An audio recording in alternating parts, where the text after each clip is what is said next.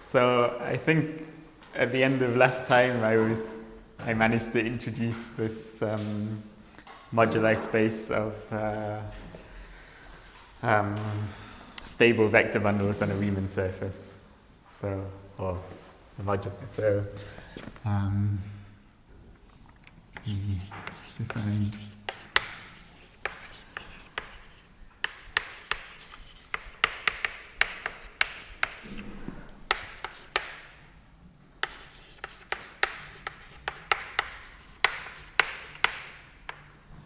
and this moduli space, well, vector bundles have these two discrete invariants. So guys using rank n and degree d vector bundles.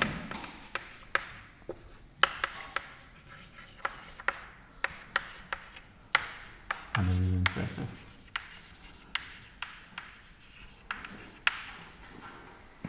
See. So, I mean, I say defined, I guess I didn't define it and I'm not going to define it. But I managed to say a few properties of it, and maybe I can start with a few more. So my notation for this is n subscript n comma d of c, so to remember the two discrete invariants.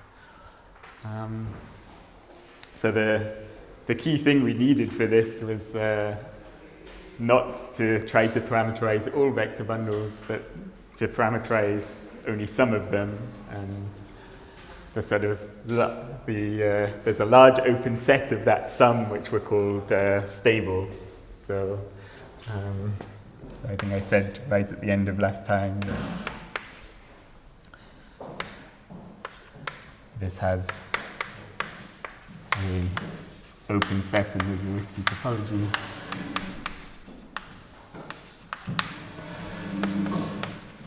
Parameterizing isomorphism classes of stable bundles.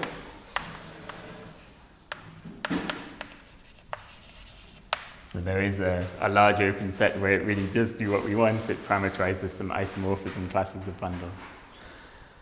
I guess one, in fact, I introduced the notion of stability in a rather perhaps ad hoc way, in the sense that the notion of stability is really the natural one which is required in the construction of this, which I'm hiding. But the sort of important fact there is that stable bundles are also simple. So I think I put this perhaps slightly optimistically on the exercise sheet from last time. I don't know. So stable bundles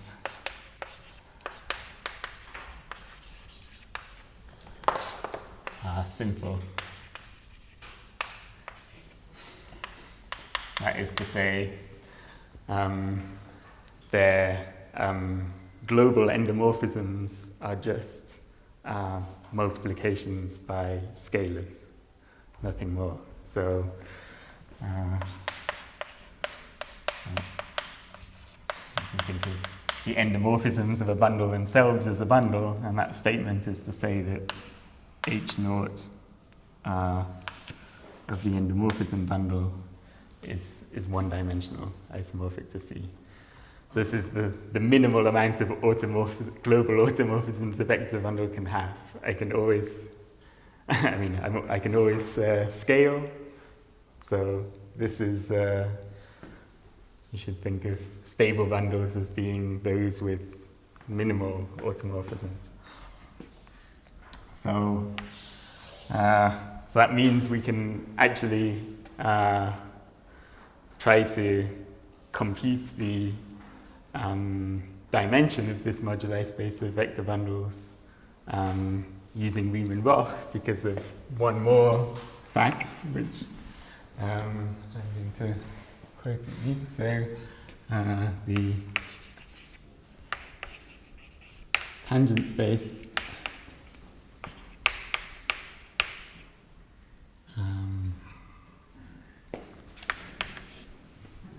to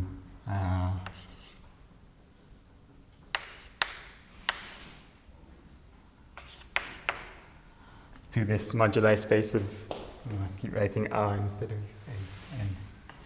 So the tangent space to this moduli space of vector bundles at a stable bundle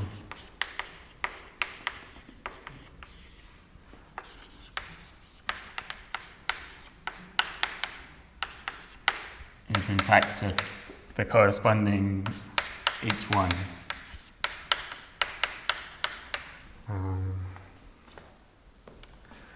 So I hope, again, this is not such a crazy fact to believe. So I guess if you're, I mean, this is if you like, quite a, comes from quite a general fact. So if you remember how we, I mean, one way of viewing vector bundles was exactly through their transition functions, which defined one cocycles with values in the general linear group. So that would be something like H1 of G, the group GLN. You know, making sense of that is slightly tricky because GLN is not an abelian group. But nevertheless, I mean, so what you would expect as the sort of things that give deformations are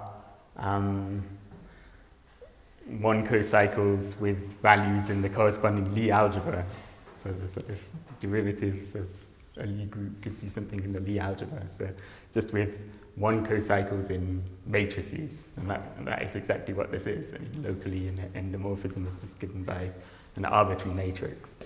So this is exactly what's going on. And I guess we saw it really precisely for line bundles. So if you think about line bundles really were parameterized by H1 of O star invertible functions. And we saw that, in fact, the moduli space of line bundles is given by the Jacobian, which is just the quotient of the vector space H1 of C, right? It was the Jacobian, the moduli space, and that is a quotient of a vector space, which is H1 with values in C, and that is indeed this. So I guess the upshot of this is it gives us a way of computing dimension. So then by Riemann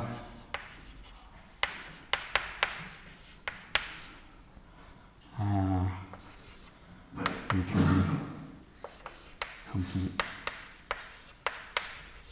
the dimension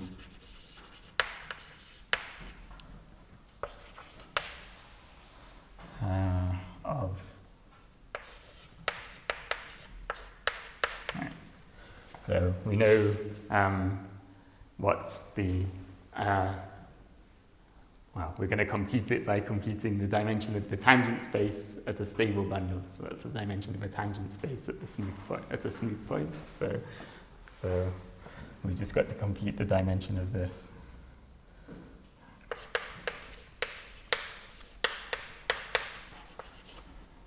Right. So that's little h1 in my notation. So right. So I guess we'll have to see if I can put the signs in the correct place. It seems like it's impossible for me to write Riemann rock on the board correctly in this lecture series. So anyway, what is it? So it's the Euler characteristic. So yeah, I hope I've kind of forgotten to write the curve, which is, I mean, I guess my notation for this before always included the Riemann surface in the notation, but at a certain point when the Riemann surface is obvious, it sort of gets dropped from the notation. So h naught of c comma ND is the same as h naught of ND. I hope that's clear. Right, so what was I supposed to be getting here?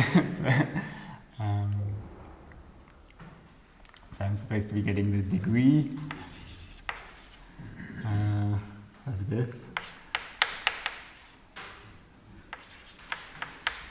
So, I mean, the degree of the endomorphism bundle is 0 because it's a sort of natural, if you like, it's the endomorphisms is the same as E tensor joule of E. So whatever degree E had, this always has degree 0.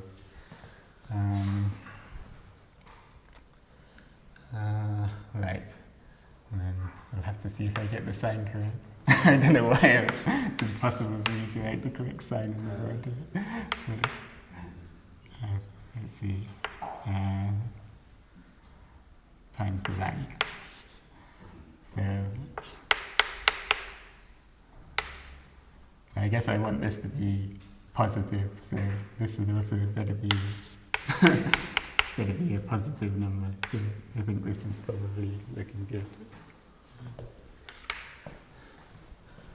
So let's see. So then this would give me, this is 1 because it's a stable bundle. So the bundle is a 1. So I get 1 minus this. It's the same as this is 0 minus t minus 1 times n squared. Right? So the rank of the endomorphism bundle is just the number of entries in an n by n matrix, n squared. Right. So I think I get a positive number if I do this. I might have finally done it correctly. There you go. This is an answer.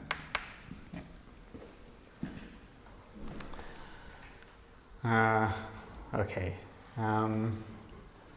So it would be useful to consider one more variant of this for later on. So we can also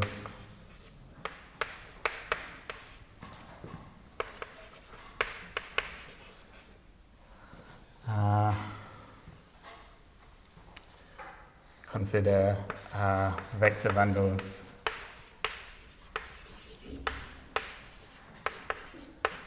with a fixed determinant.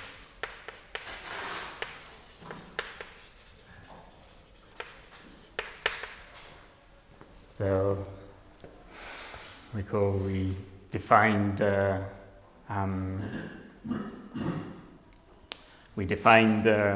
associated to every vector bundle a determinant line bundle. And that is indeed the thing which is defining the degree here. So exactly the determinant, the degree of that determinant line bundle. So I guess in what follows, this is kind of going to be a sort of allowing this determinant to vary is going to provide a slightly uninteresting part of the moduli space in some sense, because we sort of understand the moduli space of line bundles in a perfect way. It's this Jacobian. So it's useful to fix the determinant. So in a particular case, so I mean, fixing the determinant really fixes the degree. But so it's plus 1 then, did I get another sign wrong? This is this plus 1. Yeah, right. Thanks. Yeah, this is going to disappear right now. So.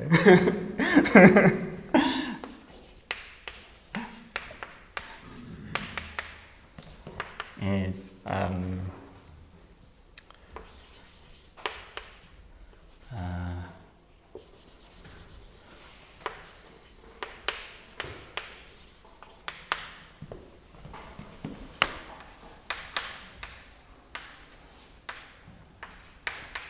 so you can look at vector bundles which have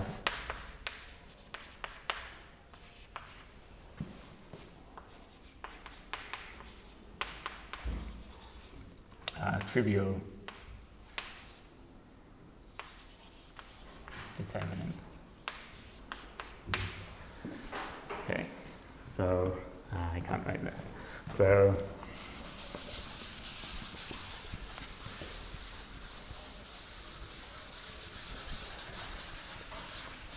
if I look at vector bundles of a given rank and degree 0, then there's some distinguished subset of those whose determinantal line bundle not only has degree 0, but really is the trivial bundle. So I think I want to call this n upper O sub n. So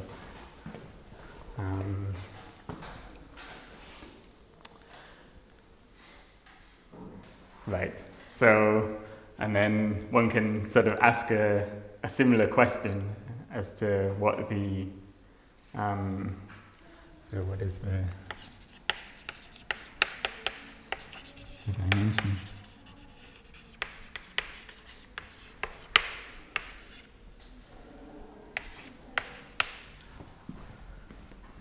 So again, this is a sort of similar computation. You have to understand the alterations that need to be made. So I guess the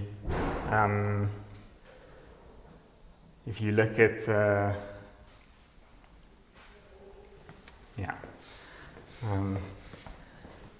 if you now want to look at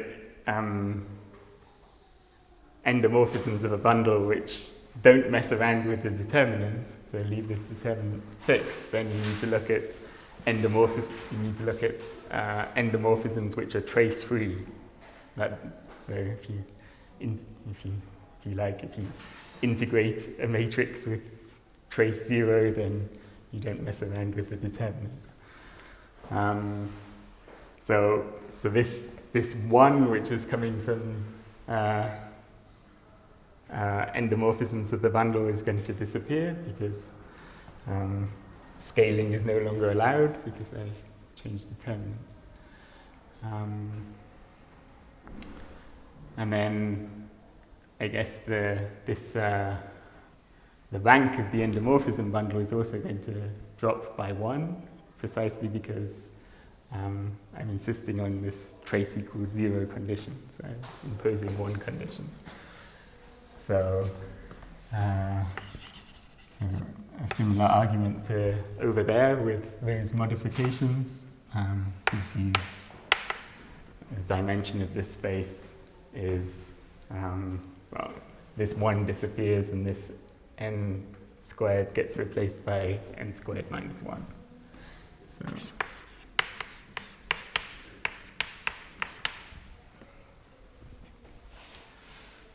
okay. So I guess a very particular case of this, which I think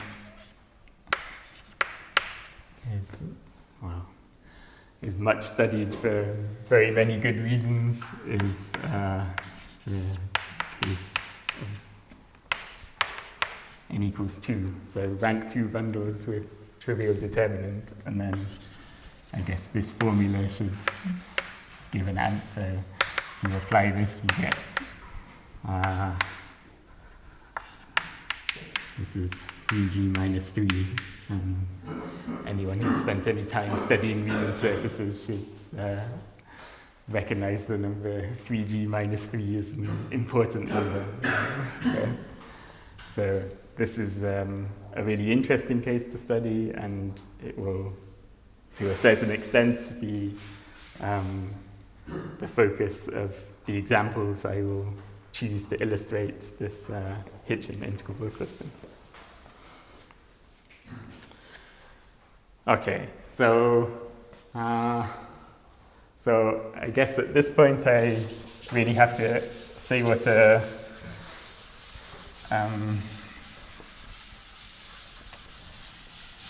where the Hitchin integrable system is actually defined. So, and where it's going to be defined is on a moduli space, not just of bundles, but really of pairs of a bundle and a twisted endomorphism of a bundle. So to start out with, I would like to retain a degree of generality in that setup. So let me give the following definition.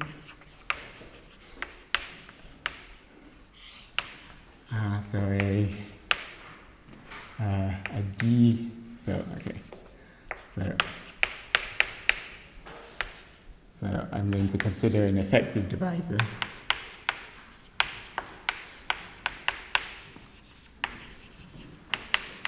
D on C. And then a D twisted Higgs bundle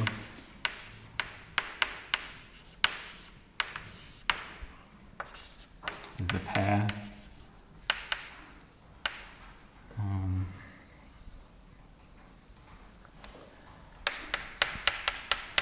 E phi, where E is a vector bundle,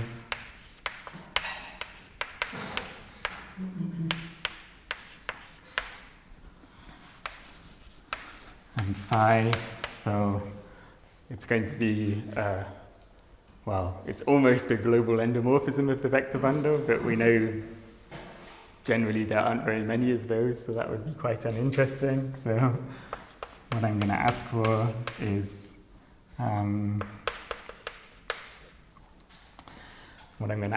exactly that it's an endomorphism twisted by something, and sort of the minimal twist I'm going to allow myself to consider is by the canonical bundle. So it's at least twisted by the canonical bundle, and then perhaps if this effective divisor is interesting, then somewhat further.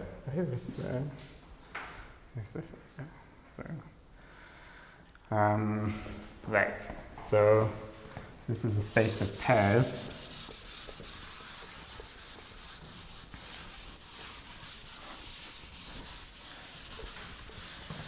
You add to the canonical divisor is effective. Yeah, exactly. That's what I'm doing. So sort of. Well, let me say. So the obvious thing, the special case would be D is 0. I forget about the divisor, right?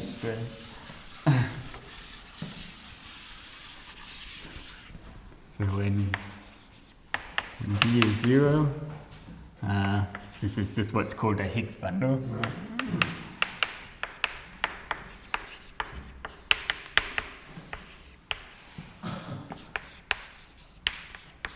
Okay. Right, and I guess the sort of interesting occurrence here is that by Serre duality, we have that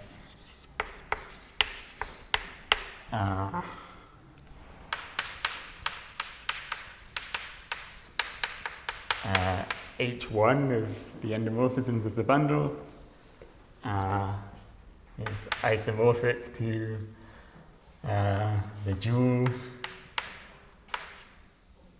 of the space of, it should be endomorphisms of, yeah, so it should be the dual bundle of the endomorphism bundle, but the dual bundle of the endomorphism bundle is isomorphic to the endomorphism bundle, because the endomorphism bundle itself is just the bundle times its dual. So,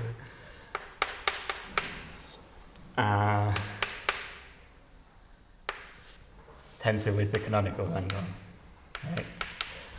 So, and by what we've already said, this is the tangent space to the moduli space of vector bundles. Right? So we have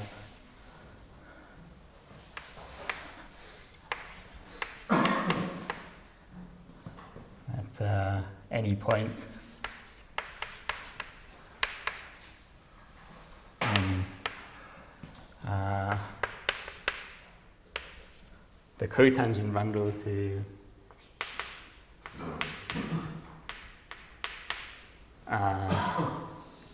the moduli space of vector bundles with fixed discrete invariants defines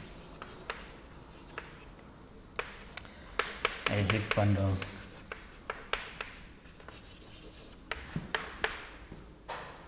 of rank R and degree D.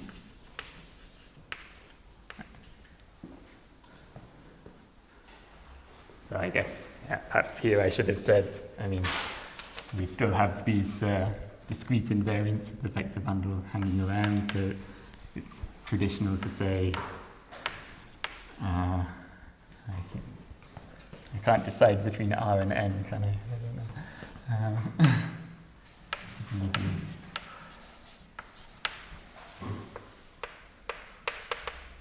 So it's traditional to say the Higgs bundle has the invariants of the vector bundle. Okay, right, so an element in this is an element of the tangent space, so therefore this guy, which is exactly where this Higgs field lives, is an element of the cotangent space. Okay, so this is a sort of already, I guess, a hint at where we might be defining an integrable system. I mean, this is obviously a symplectic manifold, and the sort of geometry lying behind this, the standard symplectic form here is kind of exactly this Serre duality. But it's somewhat more subtle than that, maybe, because there's actually a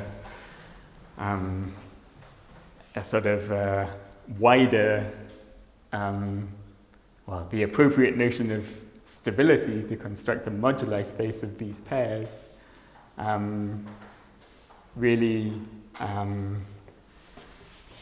allows for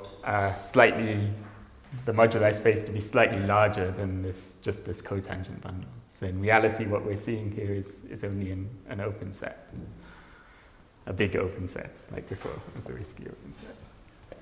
So, yeah, so perhaps it's good to see a sort of example of the phenomenon. Well, let me say what stability is first. So a Higgs bundle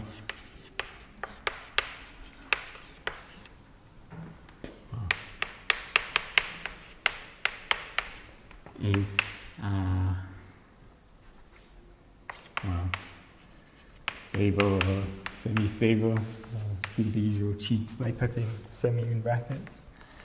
I mean, it's almost the same definition as we had before, just that we are now asking not to check. Let's see. So, if for all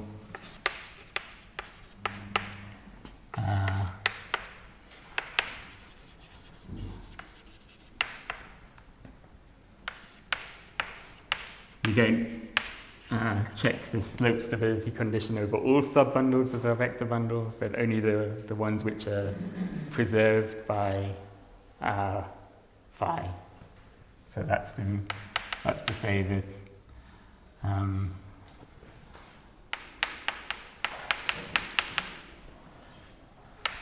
so that this maps, well, it doesn't really map it to itself because it's a sort of twisted endomorphism. But it really means it's mapping it into what I get by this twist, right?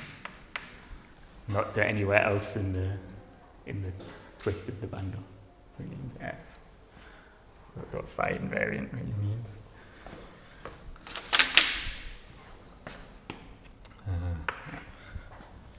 So if for all phi invariant we have that the slope is less than or equal to, in the case of steady stability, the slope of D. Okay, so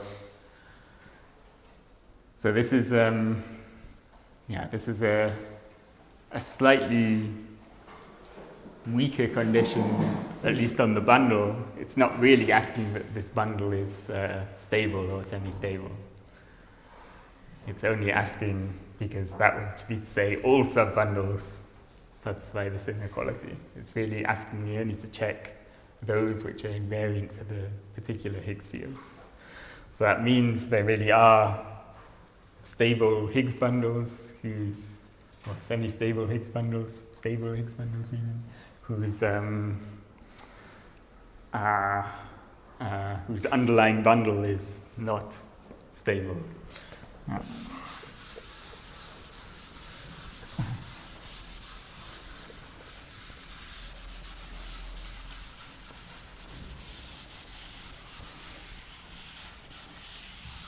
So I suppose an example of this would be, let's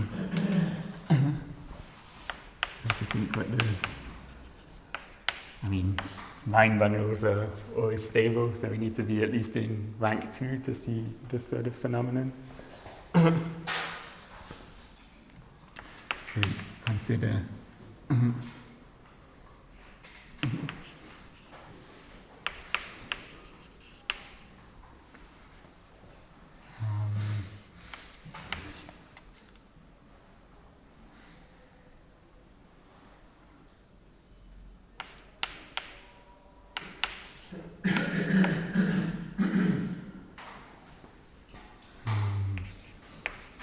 so let's look at the projective line, then I can.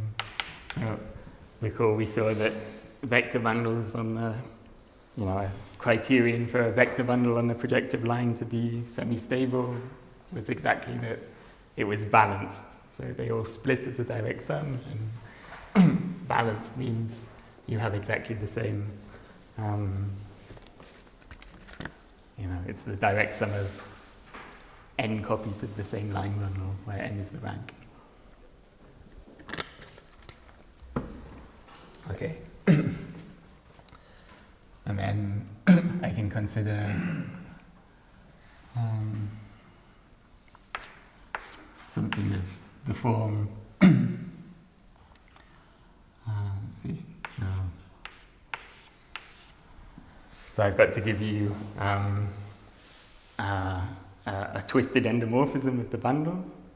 So in fact, what I'm going to think about is the twisting bundle, this thing being O of 2, and then this 1 really means the sort of identity I have from O of 1 to O of minus 1 twisted by O of 2. So these are I'll consider pairs, the pair.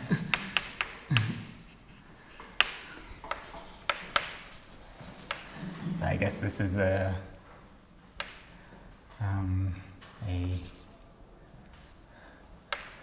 all divisors are linear equivalent of P1. I haven't been very careful I'm just specifying linear equivalence classes here. I guess this is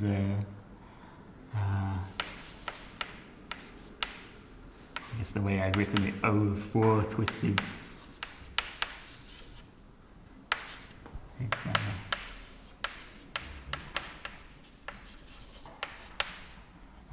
On P1, so i.e. this phi, which I'm writing like this, is a map from maps O of 1 plus O of minus 1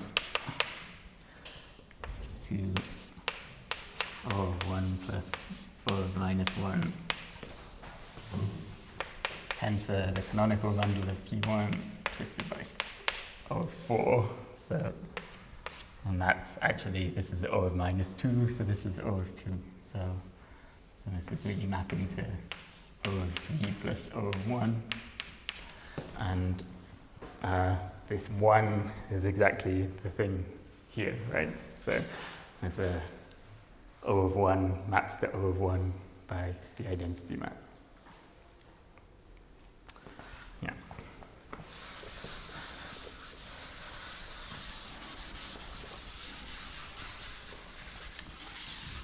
So let's see. So this is, so I guess this is actually a at least semi-stable Higgs bundle, right? This is a semi-stable Higgs bundle.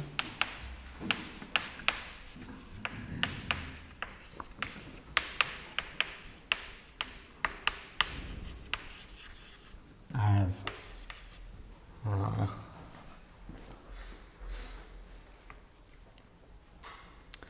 yeah, you have to think about, so, I mean, this is not a stable bundle because this O of 1, this is a subline bundle which has greater slope. But this O of 1 is not invariant for this Higgs field because this O of 1 is mapping into the twist of O of minus 1. Yeah. So this falls away. So in fact, so the only thing I have to check is here, and this thing is fine. So this is even a stable Higgs bundle. Semi-stable is as O of 1 is not invariant. Okay, so this is a sort of phenomenon that we have to deal with. We get Higgs bundles with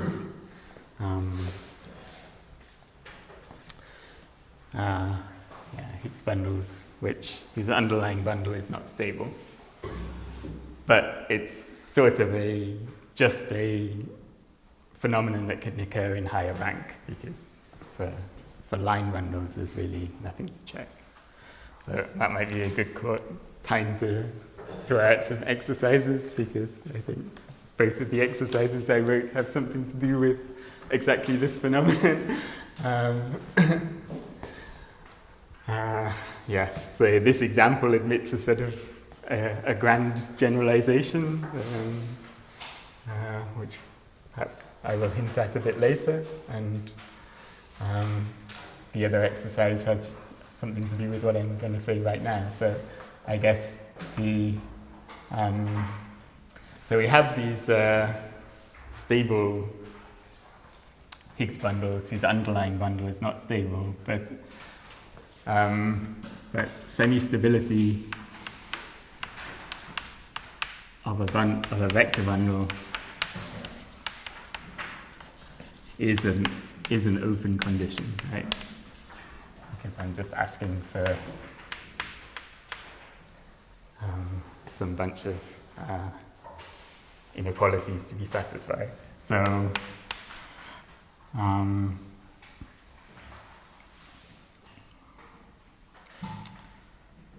so what do we want to so we really do get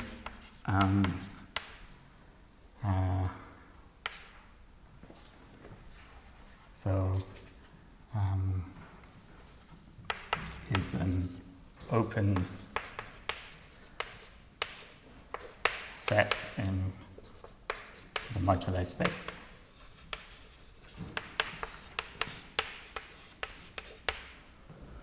Of Higgs bundles.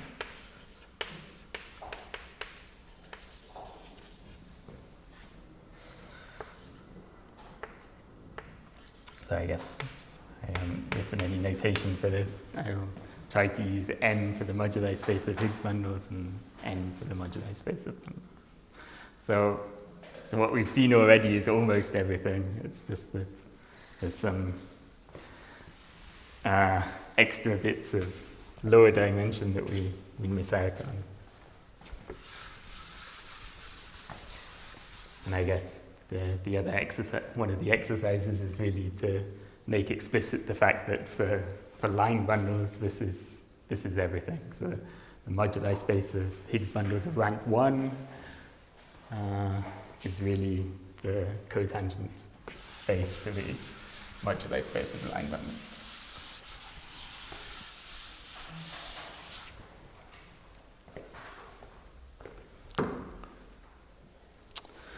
Okay, so I think it's perhaps instructive to try to see the sort of key construction before I try to talk about the symplectic geometry and the structure and the integrable system structure, which is namely that there's a sort of another perspective on Higgs bundles. I can think of Higgs bundles on a Riemann surface as being a different sort of pair, namely a covering of the Riemann surface together with a line bundle on it. So let me try and motivate where that comes from. So if we have a Higgs bundle,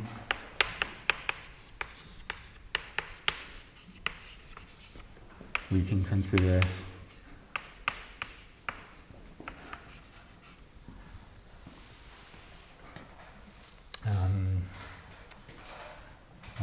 well, I guess I was trying to retain some degree of generality, so let me say it's a D-twisted Higgs bundle. So, I mean, one thing one can usually do with endomorphisms of vector spaces is maps of vector spaces, or self-maps of vector spaces, you consider their characteristic polynomials, right? So this is something that really globalizes to this sort of endomorphism of a bundle over a curve. You just have to be slightly careful as to where it should live, right? So this is not really an endomorphism globally of the bundle, it's a twisted endomorphism. So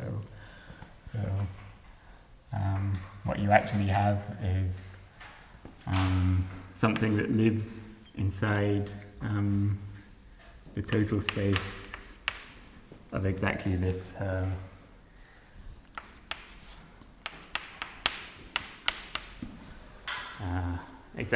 twist. So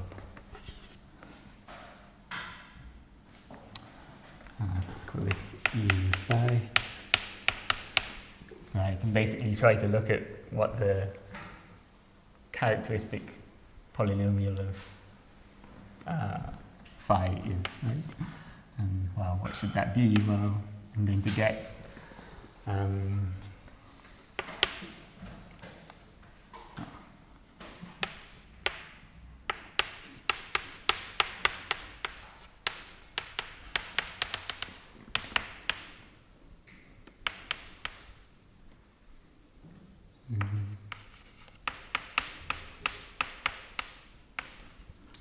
right.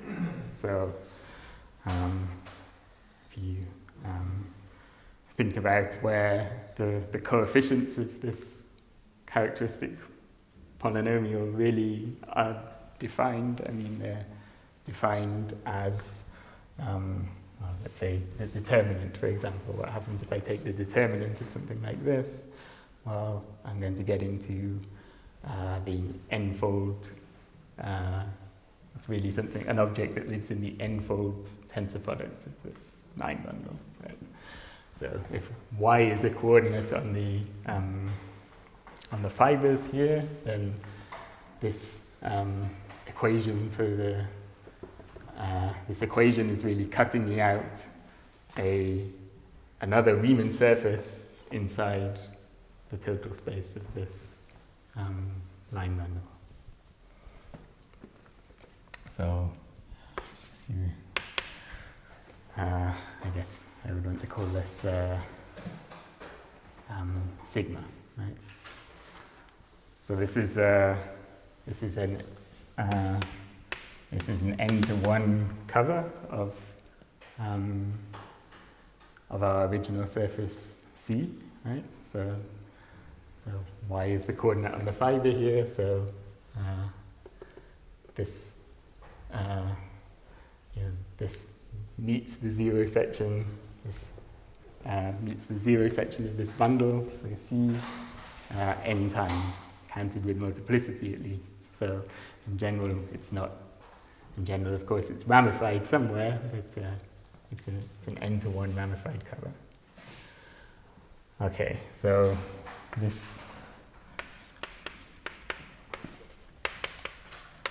the spectral curve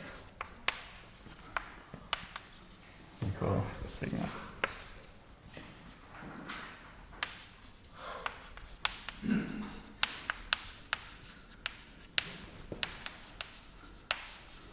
So if you like, what am I doing? I'm just trying to compute. I mean, locally, I really am just computing eigenvalues of this endomorphism. So if I have a n by n matrix, I get n eigenvalues. They are giving me the n points lying over a given point of C. But, globally on C, it's not a trivial thing because of this twist, so where this really lives is inside this total space. Okay.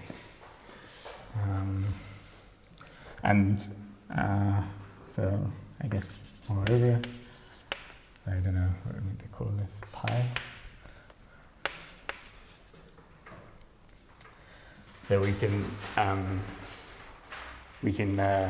also try to consider the eigenvectors, right? So every eigenvalue, at least where the eigenvalues are distinct, for every eigenvalue there's an eigenvector.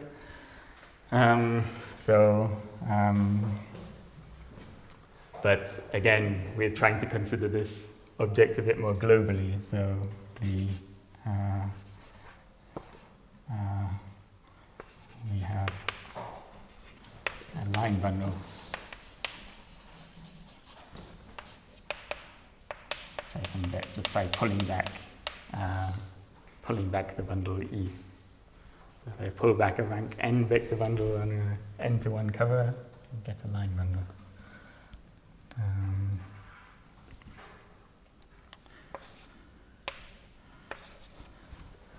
Okay, so this is where the eigenvectors corresponding to the eigenvalues live.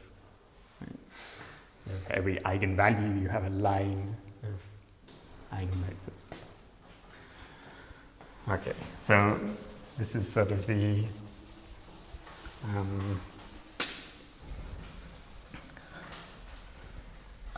this gives us a sort of alternative perspective. Instead of considering the pair of a vector bundle and its Higgs field, I can consider the pair of the spectral curve and the line bundle on the spectral curve. And really, this is sort of an invertible. This is really a sort of bijective correspondence. So this seems to be nowadays known after Bourvil, Narasimhan, and Riemann, P and R correspondence.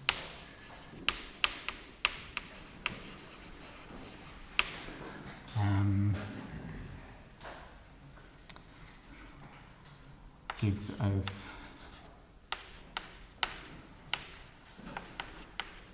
a bijection between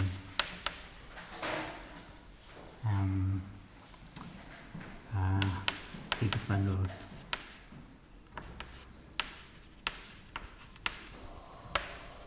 with a given spectral curve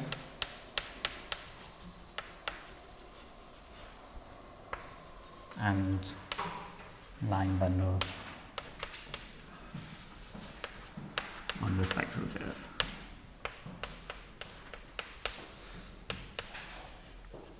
I think at least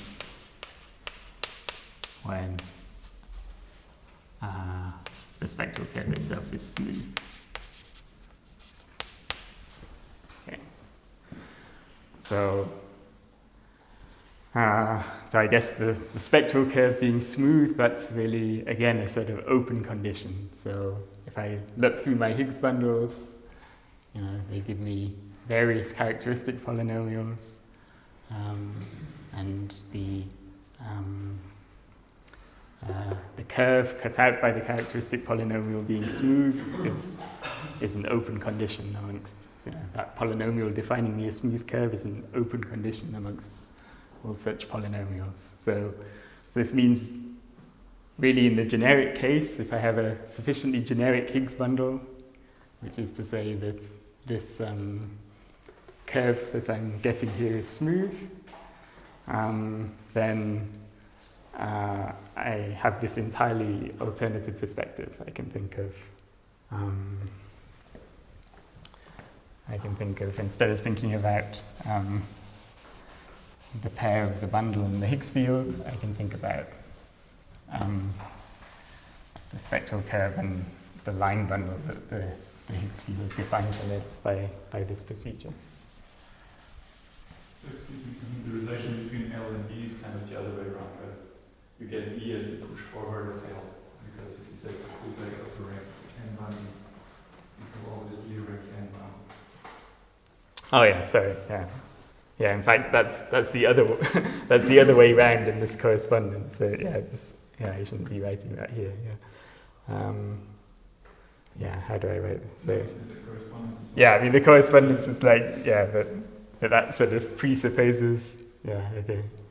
I mean, there is a line bundle. Yeah, it's a sort of. Then I need to make an existence statement. Right? I mean, there is a line bundle whose push forward is E, right? Yeah, sorry. Yeah. Okay. Right. So, so this is the perspective we have. So I guess a good way to summarize what we've been saying here is to introduce the map, which really just takes the characteristic polynomial. So you consider, I guess this is named after Hitchin. So the original, I guess the systematic study of these Higgs bundles, even though he didn't quite call them that, was originally in a paper of Hitchin from the 80s, and this map is now usually named after him. From the moduli space of Higgs bundles, well, where should it go? So this is, I just want the map which is taking the characteristic polynomial.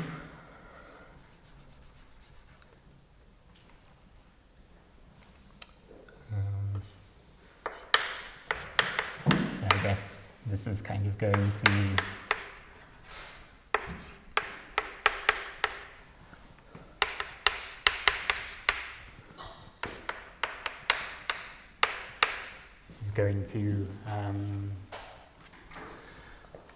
the direct sum of tensor powers of this line bundle, and is sending this to trace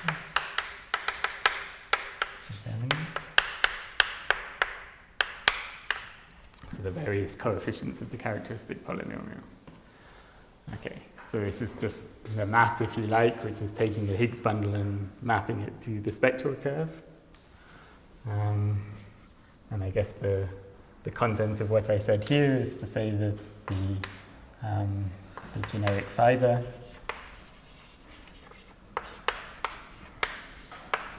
of this map is just the space of line bundles on the spectral curve. So it is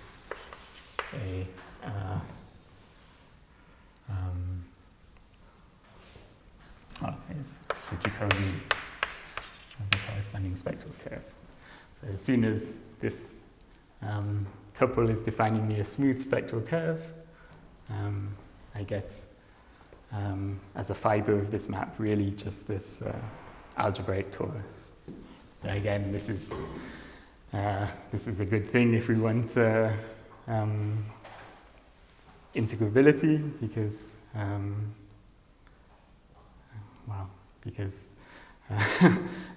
I guess we know, at least from the real case, I mean in the complex case it's the same, that the fibers of an integral system should be given by tori.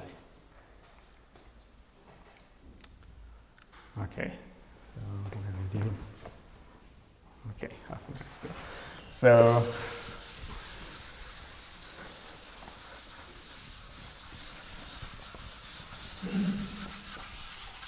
So I think it's probably instructive to try and look at some small examples. So and I guess this is some of the motivation for keeping this de-twistedness around. So, I mean, if you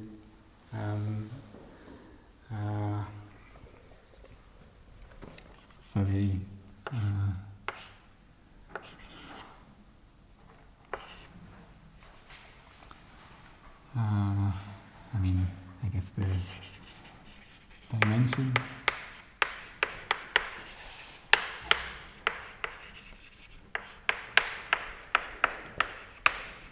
A modular space of de-twisted Higgs bundles.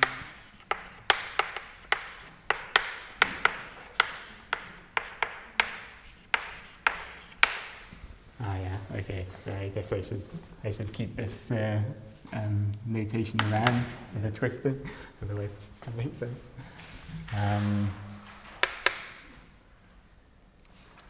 What is it? It's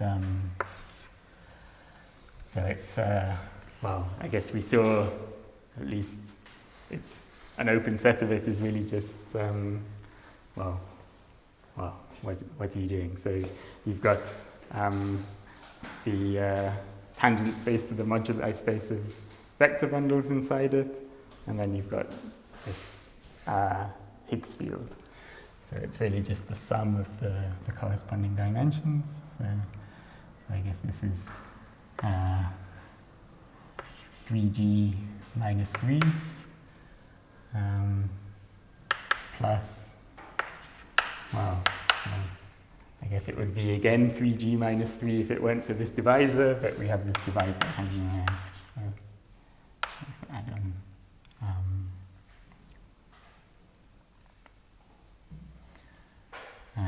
to add on the degree of the divisor. So yeah, what am I trying to say? So I guess the simplest case where if the divisor is 0, then sort of the first interesting case is already when g is 2. So the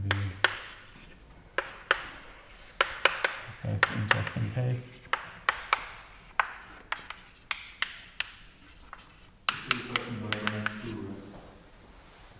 Yeah, sorry, rank. Yeah. Oh, yeah, rank, yeah, I have it all. Yeah, okay. Rank, so, yeah, okay.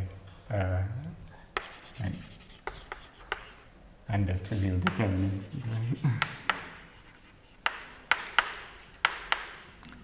So I guess rank 2 is like the sort of smallest phenomenon where something interesting is going on, and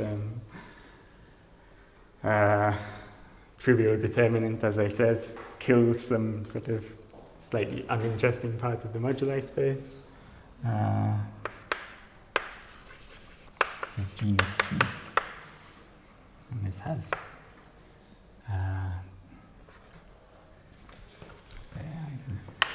I guess in my notation this was I guess 0 d.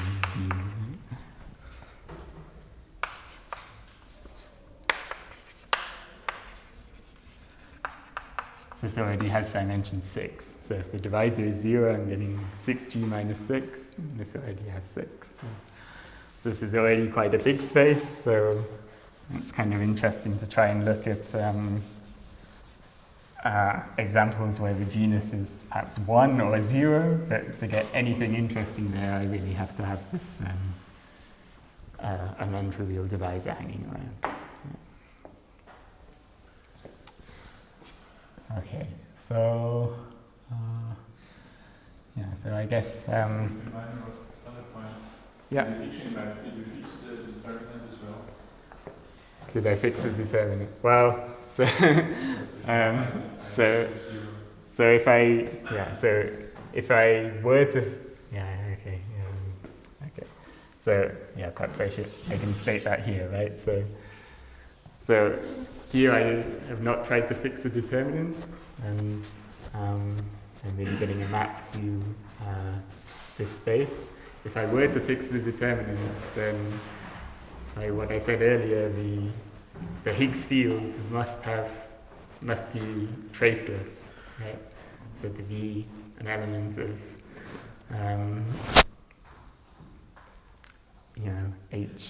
a twisted endomorphism of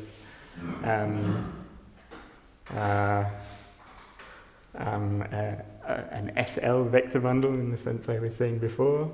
This needs to be traceless. So if you like,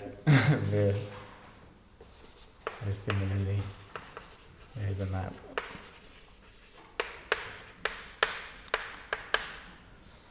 Yes, I was writing. That this has values in, I skipped the first. Oops. This trace is here.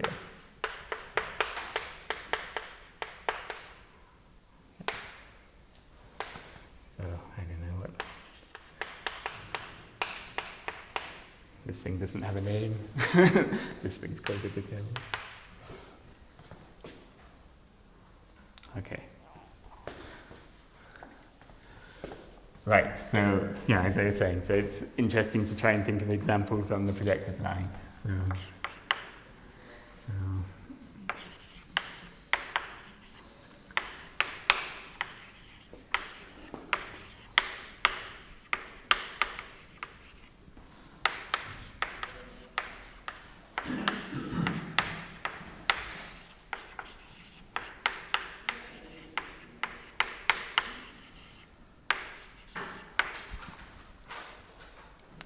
Okay, so what's going to happen on the projective line? Well, all of my bundles are direct sums of line bundles, and we saw that semi-stable ones are exactly these balanced ones.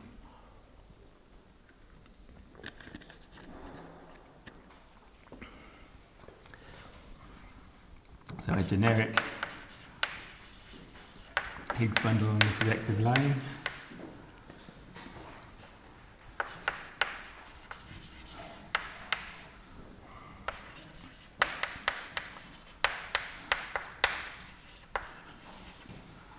Has underlying bundle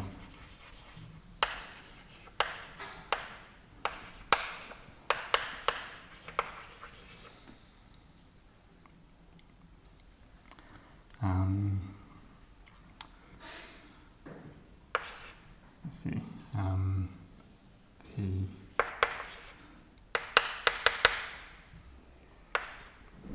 the direct sum of a certain number of copies of O, so O of n for some m. Okay, so then, so this actually has a lot of self maps because, down on P1.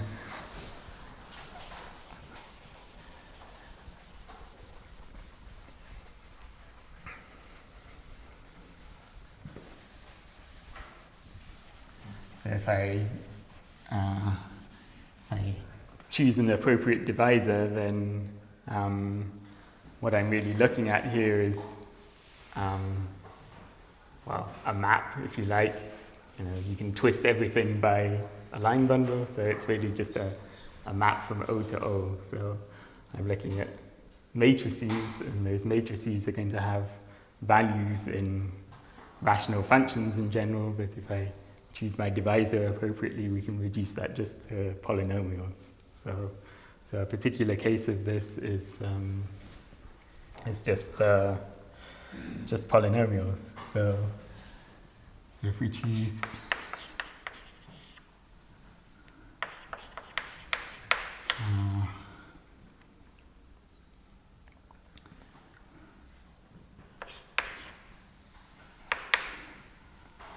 let's call it R is bad.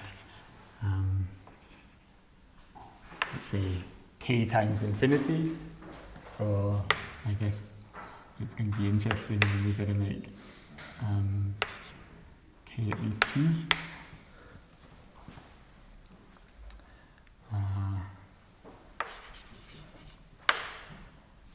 Then I can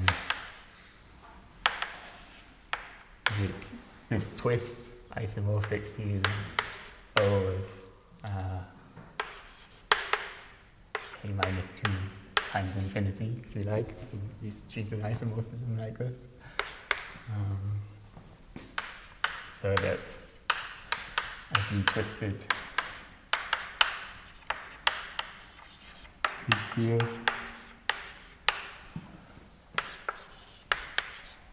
is just a polynomial matrix.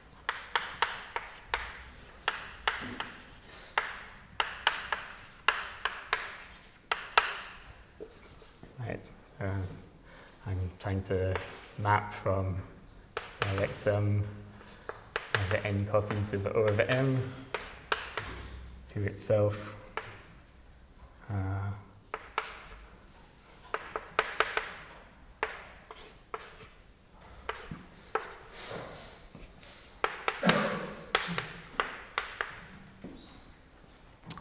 To itself, twisted by this divisor. So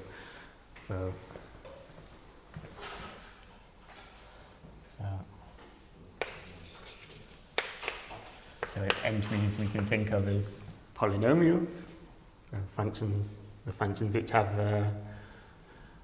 I'd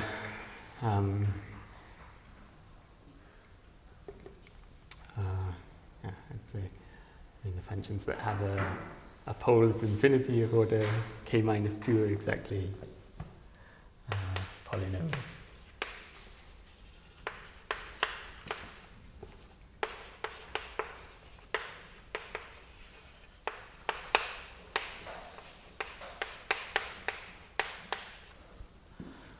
So here, this is perhaps the most concrete setting you could try and provide.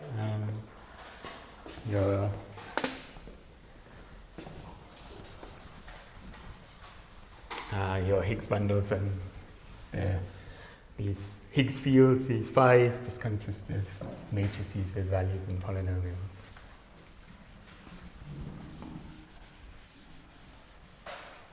The generic is for the rank dividing the degree, right? Well, okay, perhaps I should be more careful. So, yeah,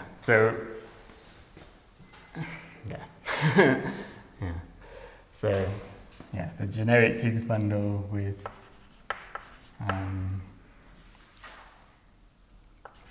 dividing the degree. Yeah, so I guess we saw last time exactly this phenomenon, right? So when are there semi-stable vector bundles on the projective line of a given rank and degree? And the answer is exactly when you have this balanced condition. Right? So when you do have a semi-stable vector bundle, then the generic Higgs bundle with those invariants of rank and degree really has to have that's a semi-stable bundle as the underlying bundle. So this is what's going on. And then I guess we saw also last time, some sort of jumping can potentially occur. So there are interesting Higgs bundles which do not have this as their underlying bundle. Some jumping really happens. Okay. Okay, so I guess perhaps the nicest case might be to consider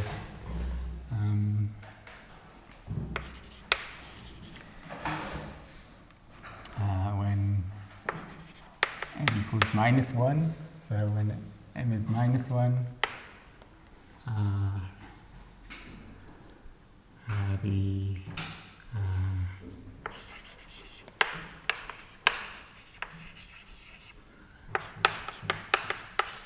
so this bundle has no sections.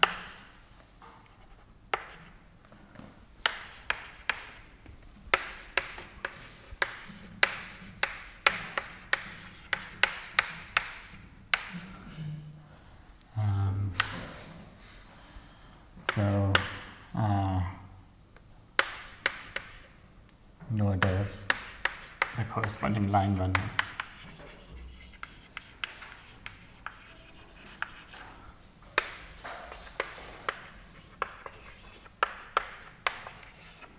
On the spectral curve.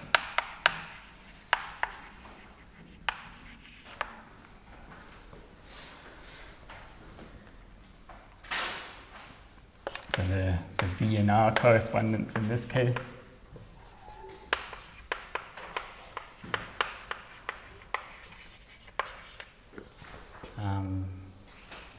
gives a correspondence really between, well, so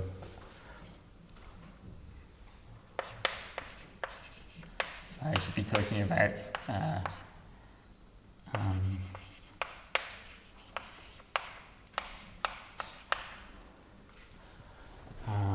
let's see, so polynomial matrices,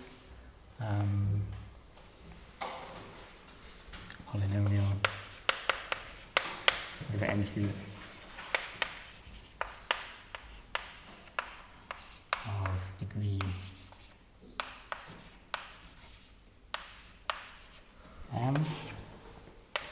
So this is what a Higgs field on this bundle, so the n-fold direct sum of O of -1 looks like. And so it should give me line bundles on the corresponding spectral curve. So if the generic one is meant to have no sections, that means I'd better be looking at line bundles of degree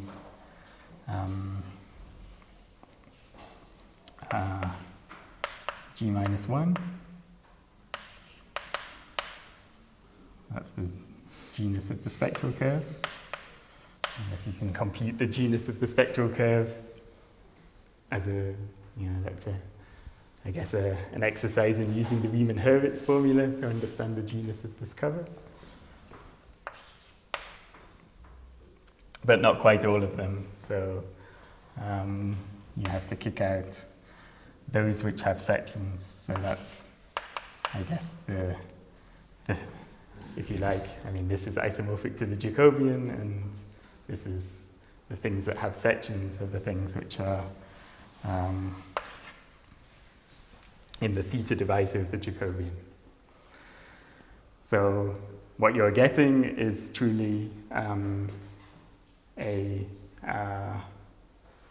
well, I guess I have to be slightly careful here. So this is really isomorphism classes of line bundles, and here I need to quotient these matrices by conjugation.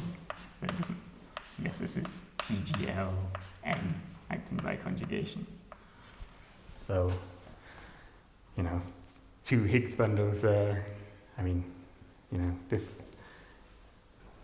two Higgs bundles are isomorphic if there's a morphism of the bundles, which is invertible, and it takes the Higgs field into itself. So here, a morphism here is just, will conjugate my Higgs field by PGLN. So I want to kill that.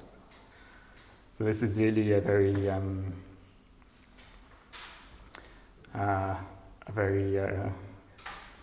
concrete description. In fact, I think, Yeah, the numbers. I can see. Sorry, too many numbers. M.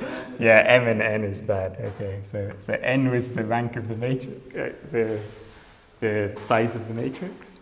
Yeah. So the size of the matrix is N. N. Yeah, and the entries are degree M. M. Yeah. Yeah. Which is k minus 2. Yeah, okay, this is bad, yeah. Okay, I've used M twice, so yeah, that's bad. Wait, did I do that at some point? Yeah, K minus 2. Okay, right. Okay, so yeah, let me try and, yeah, I don't know. I was hoping this was going to be a relatively clear example, but I think I'm not explaining it so well. So you're saying it's an exercise to see that the line bundle in this correspondence lives in this degree G minus 1 on the spectral curve? well, I guess we sort of saw this last time, right? So if you're, as you pointed out, right, the relationship here is that the push forward of the line bundle is the bundle. So if I'm going to push forward to get something of, and you know, if I want to push forward to get this, then I'd better be here. And moreover, I'd better be not in the theta divisor, because then that's exactly where this jumping of this bundle occurs. Yeah. Okay, so yeah, this is a really concrete case.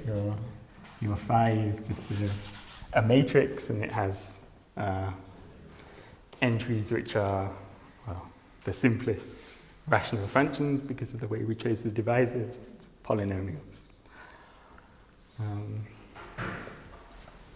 So I think this goes back way before Higgs bundles, so at least you can trace the modern literature back to Munford with this, and then he actually attributes this to Jacobi, and Jacobi really wanted this as a sort of the other way around. He wanted this as an explicit way of describing the Jacobian.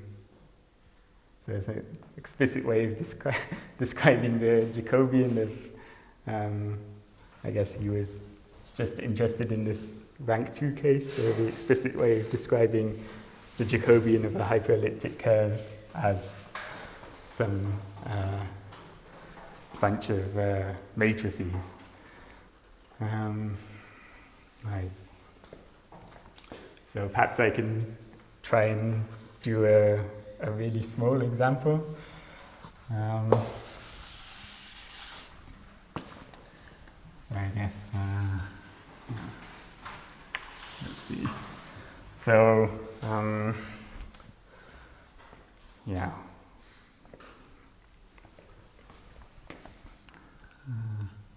So let's consider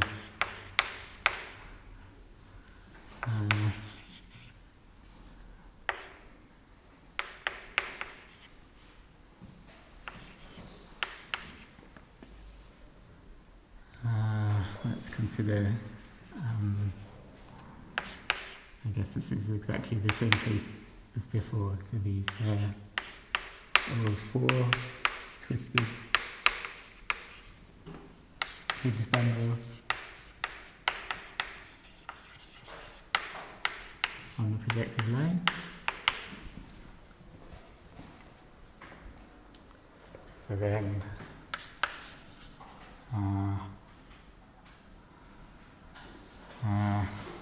let's see.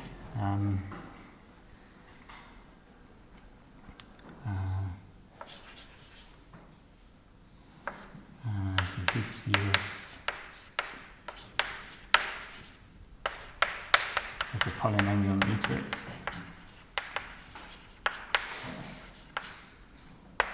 where the entries of degree at most 2.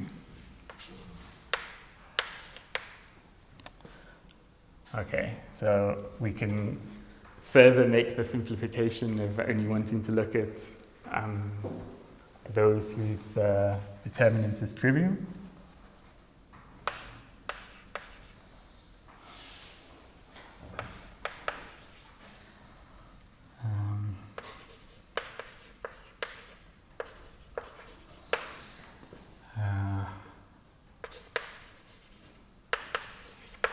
and having rank 2. Okay, so then we're in this very concrete situation where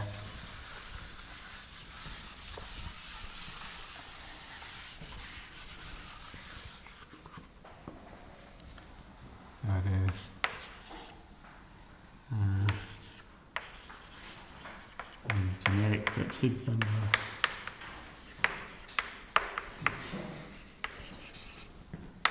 as the trivial bundle is the underlying bundle.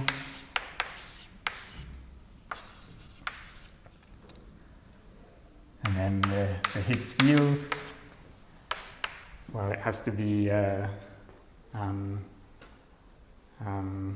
trace-free because of this trivial determinant condition. So what I'm looking at is, I don't know how to call these, V minus V U W, where these are all the degree of all of these polynomials is at most 2.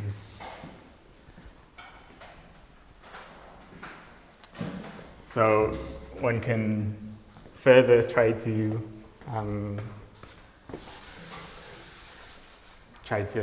pick on a particular class of spectral curves. So look at those with particular spectral curves.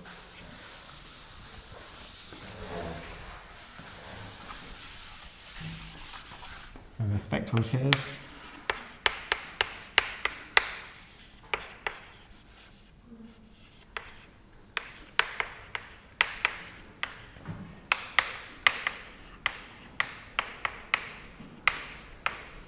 is, so it's given by the equation, these are rank 2 and trivial determinant, so that means the trace of the Higgs bundle is 0. So really this is cut out by the equation y squared plus the determinant. And the determinant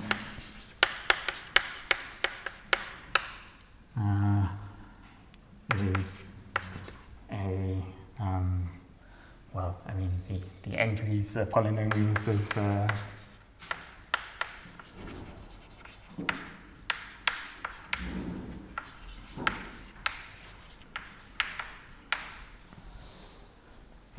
the entries are polynomials of degree at most 2, so the determinant is the polynomial of degree at most 4. So the spectral curves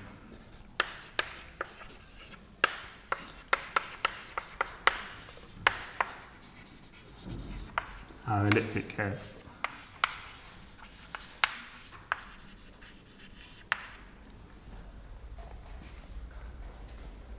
So in general, this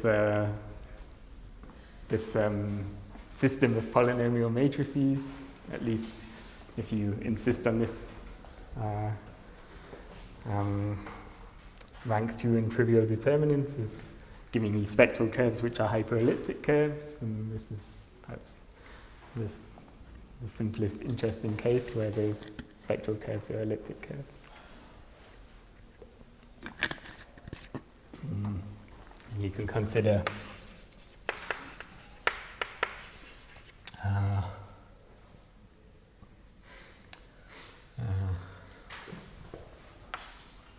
spectral curve sigma. So you can consider those for which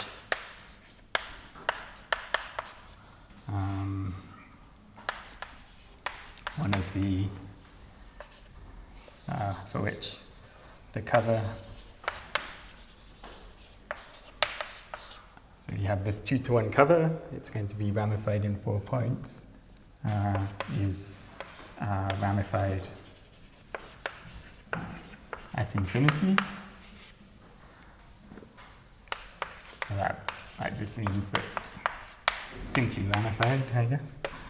So that this, instead of being a polynomial of degree 4, is a polynomial of degree is a polynomial of degree 3.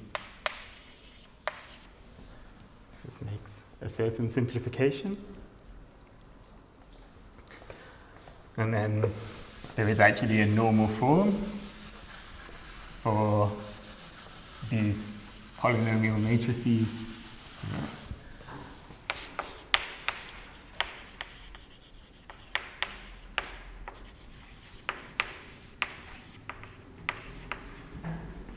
with such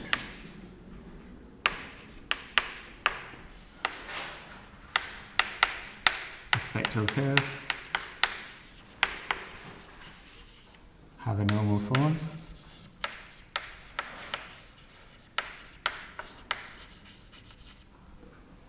So one can choose, so this is choosing an element of the conjugation class by the general linear group. So I have to, i.e., a choice of element.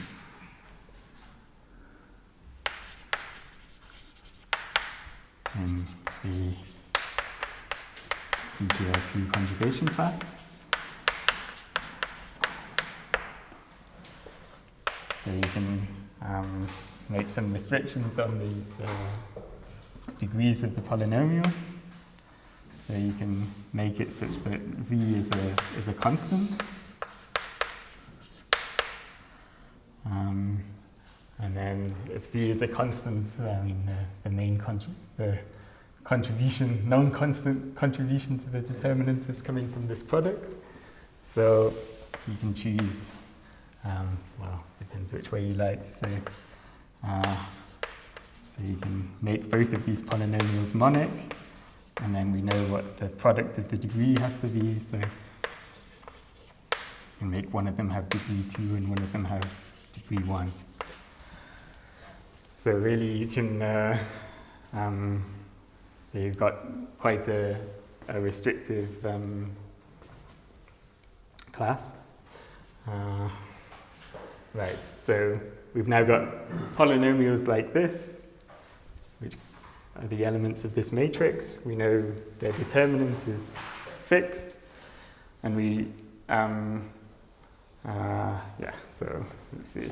So what can happen?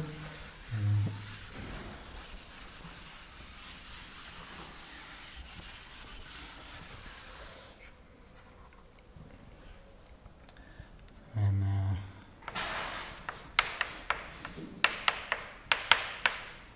the determinant looks like this. So this is now just a constant, and then you've got the product of two polynomials, one of degree 1 and one of degree 2. So you can actually, like with the usual cubic expression for an elliptic curve, you can try to normalize so that this does not have any Z2 term. So you can actually make it so that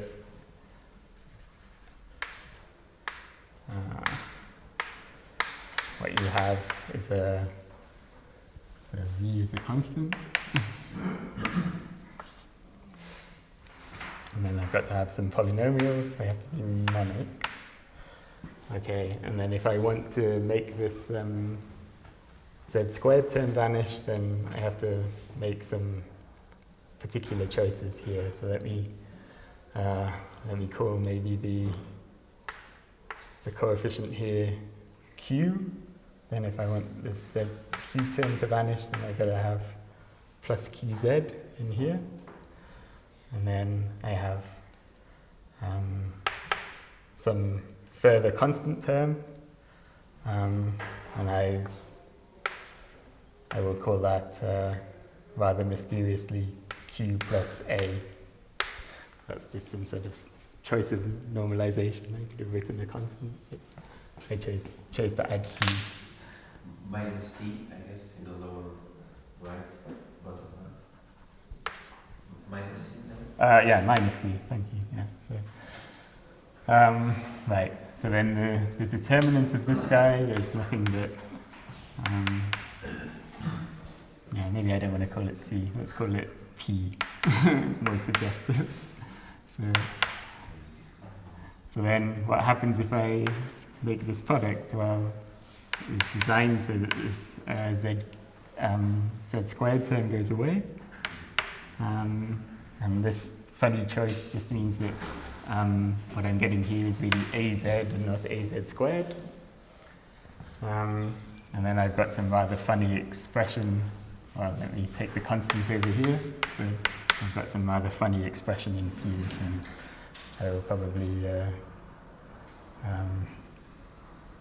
sorry, this got to be Q squared to make that vanish. So, so I've got an expression that looks like minus that, minus this.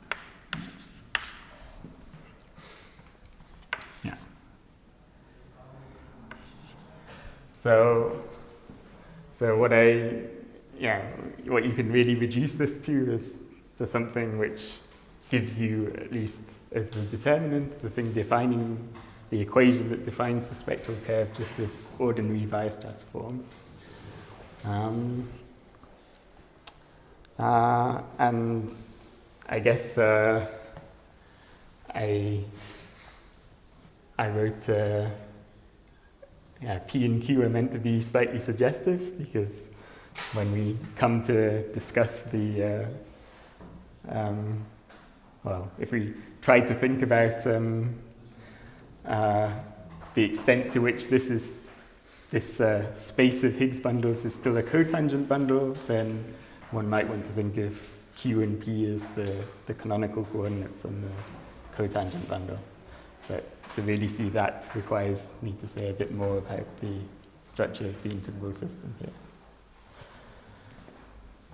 Okay, so I don't know how we're doing. Oh, well, we're way over time. No one wants to stop me. Okay, very good. Well, I should definitely stop there. Thanks.